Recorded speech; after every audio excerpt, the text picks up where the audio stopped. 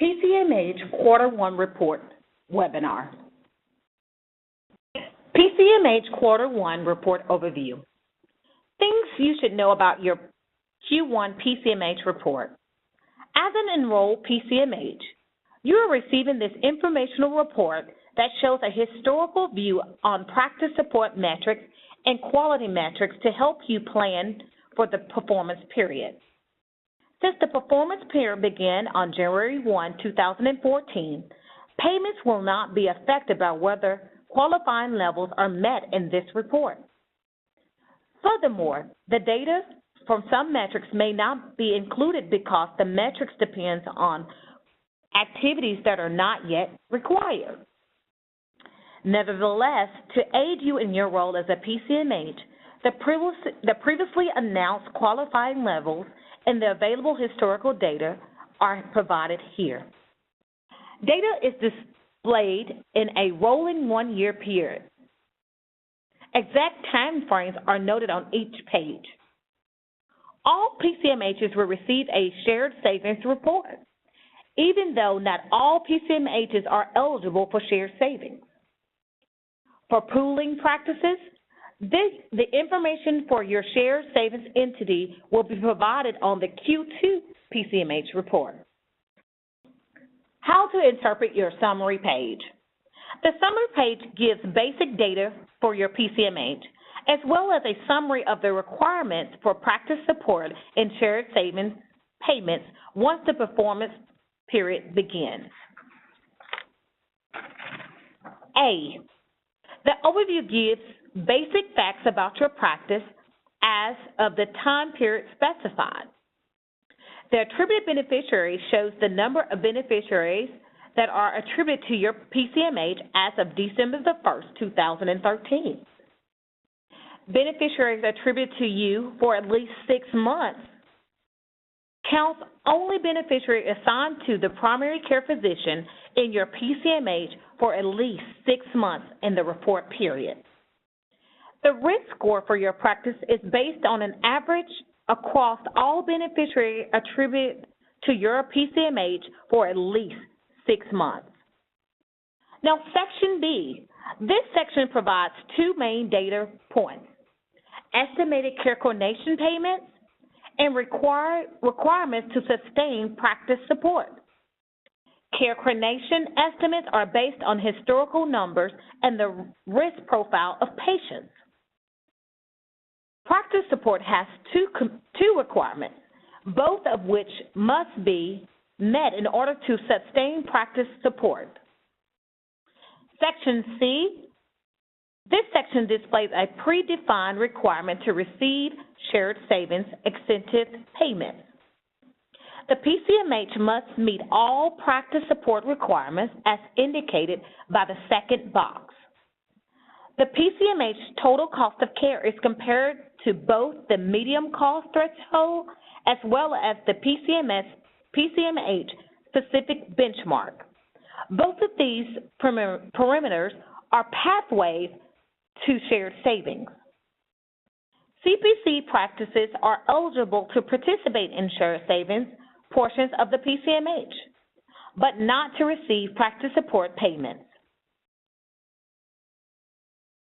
The meet requirements for practice support box will be grayed out on the report for the CPC practices.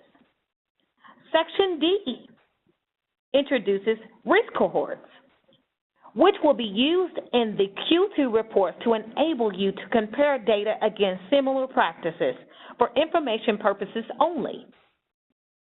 Risk cohorts are based on the PCMH average risk score. Only practices enrolled in PCMH are included. A cohort of practices with similar risk scores will be used in your Q2 report to allow comparison to these practices. The comparison will be information only and not tied to the payment. Your Q1 report displays your utilization metrics, but not in comparison to the other practices.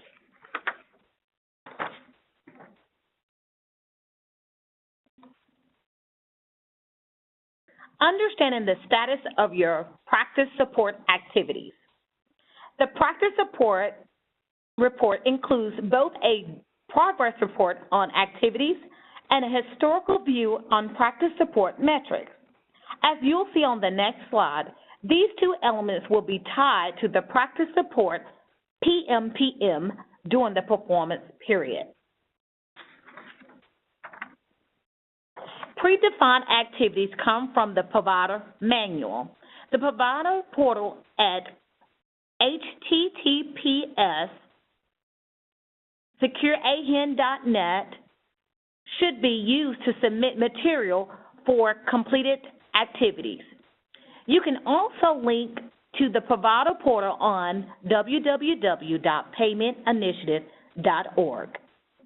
For the baseline report, the status of all activity will be marked as NA, not yet due. For future reports, the status will show a green check mark whenever the activity has been completed.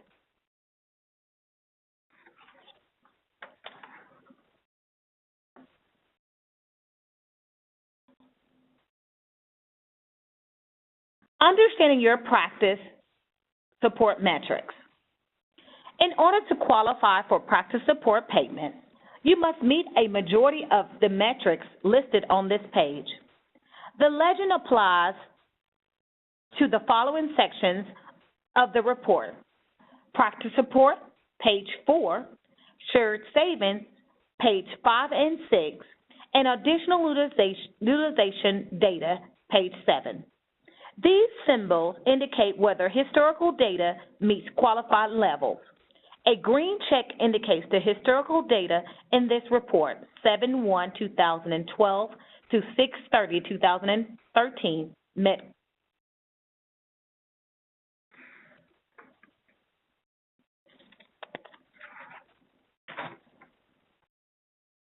A red X indicates the historical data in this report, 7/1/2012 to 6/30/2013, does not meet qualifying levels for the metrics.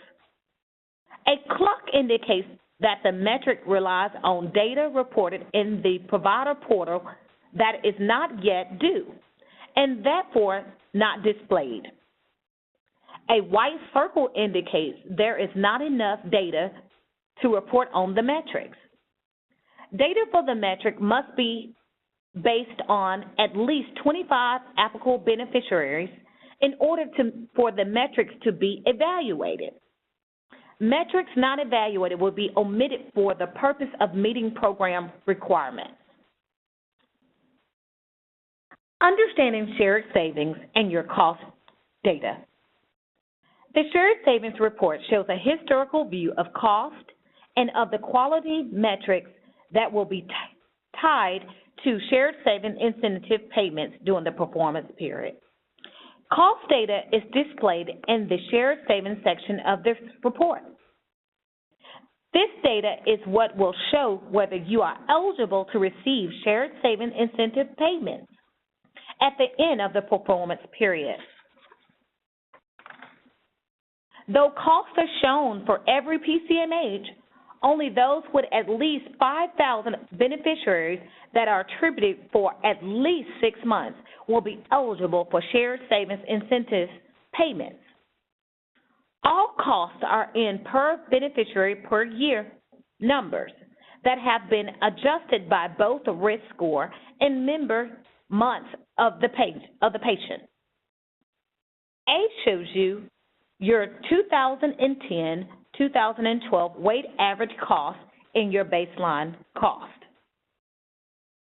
B shows you $2,032 is the medium cost threshold.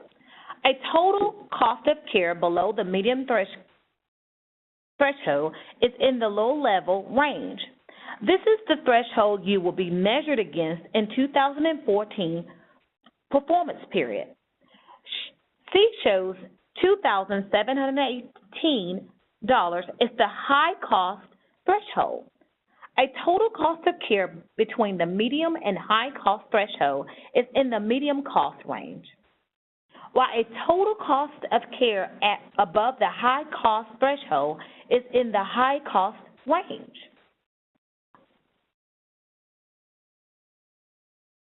One of the requirements for being eligible for shared savings payments is meeting 2/3 of the assessed quality metrics. This page also, as well the previous one, contains those quality metrics. As you can see, the format for the metrics charts are consistent across patient support metrics. One of the requirements for being eligible for shared savings payments is meeting 2/3 of the assessed quality metrics. This page, as well as the previous page, contain those quality metrics. As you can see, the format of the metrics charts are consistent across patient support metrics, page 4, shared savings metric, page 5 and 6, and additional utilization metrics, page 7. Refer to the provider manual and the provider manual attachments for details on exclusions for each metric. Understanding the purpose of additional utilization data. Additional utilization data is provided for your information only and are not evaluated as part of the PCMH program requirement. This is for your information only.